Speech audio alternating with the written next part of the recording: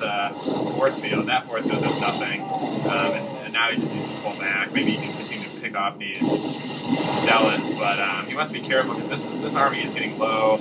Target firing the Nexus. Yeah. Don't get caught there. Oh, yeah, pull back. Yeah, that's good. Okay.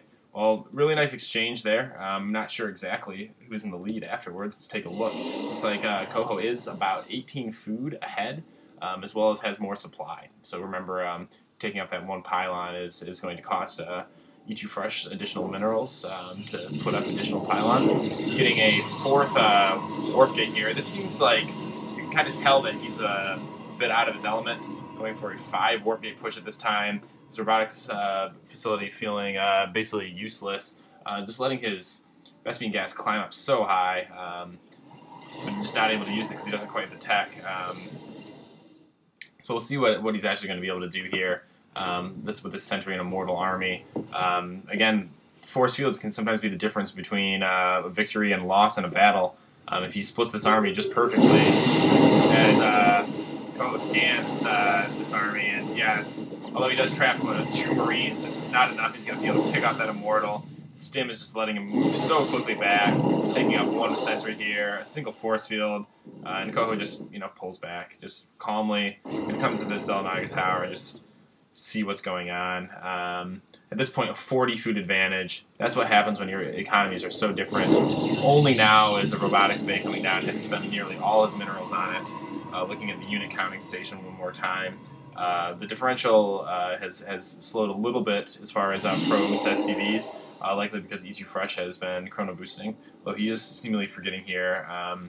Yeah, once again, I just feel like he's just not quite feeling his game right here. He didn't quite go as he wanted it to in the beginning, and I've seen ETOOFRESH struggle with that throughout this matchup. KOHO just playing exactly the way he wants to be. And that's been the story of this series. Whatever player gets to dictate the build order and execute what they want to successfully has just been able to just run the table. Although both matches have been very close, it's been clear from the strategic point just early on in the game who is likely going to win. So a drop coming with 2 Hellions. Looks like ETOOFRESH does see it as he's pulling the Observer along with it, pulling back units. KOHO would be wise to scan before doing this drop because waiting for him is 1 million Stalkers. That's exactly 1 million if you can't see. 1, 2, 3, 4, 1 million. It looks like the Medivac is going to get in, and he is going to get the drop off.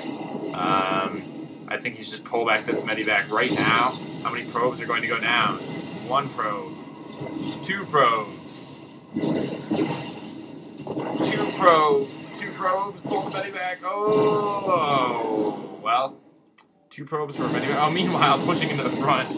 Oh, so that was actually just a little bit of sleight of hand there by KOHO as this entire Stalker army pushed back, so lots of tear through the front. I completely missed that. Sign of a good player when you trick me with that with fancy play and then just just pushing through my front. At this point, I'm not sure this force field is actually helping ETOOFRESH as he can't get an army out and can't get a good arc of KOHO's forces. These Medivacs getting targeted and brought down. It's pretty close here, although no. He has to use Stim a lot, so these units are very low on health. Stimming it 1 more time, it looks like. But yeah, the Zealots is not going to be able to do their duty. No mining base here. Getting low on minerals at this point. Killing off that Observer, ouch. It's like, yeah, I basically have the game won. I'm still going to kill your Observer and use a scan. That's how mean I'm going to be right now. But yeah, I think it's going to be really, really difficult for ETOOFRESH to come back into this game. Although he is building a Nexus over here, so he's doing everything in his power to stay in this. Meanwhile, KOHO just feeling confident to expand here, knowing that ETOOFRESH's army is going to be really small.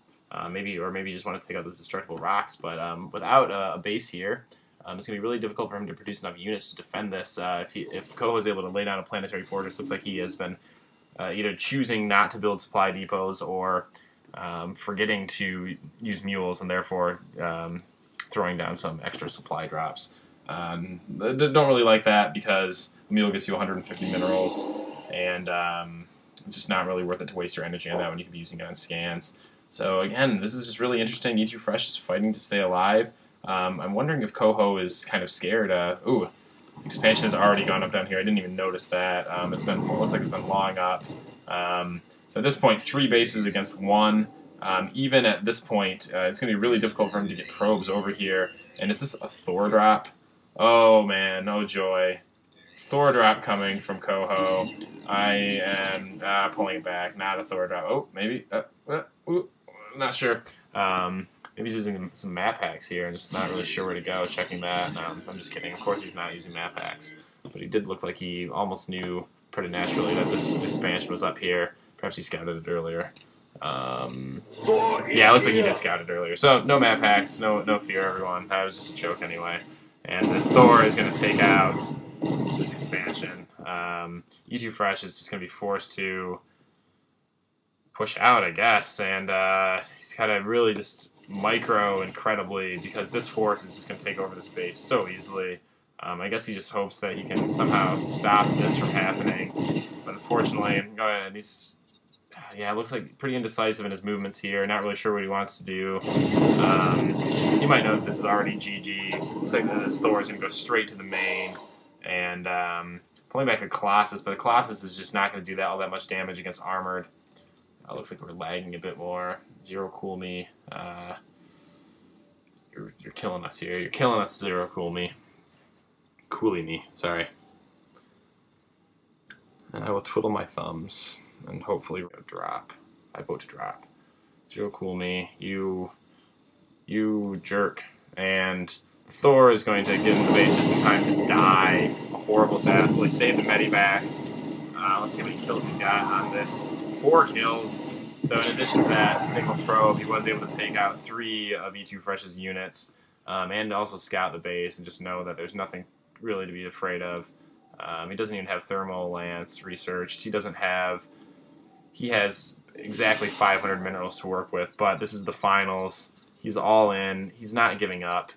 This medivac is sitting here to look for this probe, I assume. Doesn't have control of the Zolnaga tower actually right now, so we might not see that probe escaping.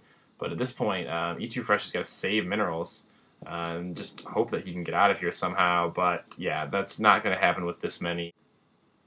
Yeah, so again, hopefully he doesn't. And KOHO at this point, moving his SCVs where exactly? Perhaps just to this 3rd expansion, maybe looking to expand again. Really, at this point, KOHO could just take all his SCVs and push in. Might be a little rude to, just say, screw it, I'm bringing my entire army, but I really think that ETOOFRESH has no chance at this point. Although he's going to pull these Colossus to the front, he's going to micro his absolute best, but with this many Vikings, both of those Colossus are already dead. Just all of them. One Marauder getting stuck in this phallic-looking arrangement of force fields there. And these armies just going to get slowed and pushed back to his base, scanning so he's got the vision. Letting the medivacs get a bit ahead of himself. Really be better to pull those back so they can't be attacked by sentries like that. These Vikings here to catch any additional robotics units coming out. But ETOOFRESH having to say GG, no minerals left in the main. Hopefully he's not been too hindered by lag here. We might have to figure something out going into game 6 and 7. Well, thanks for tuning in.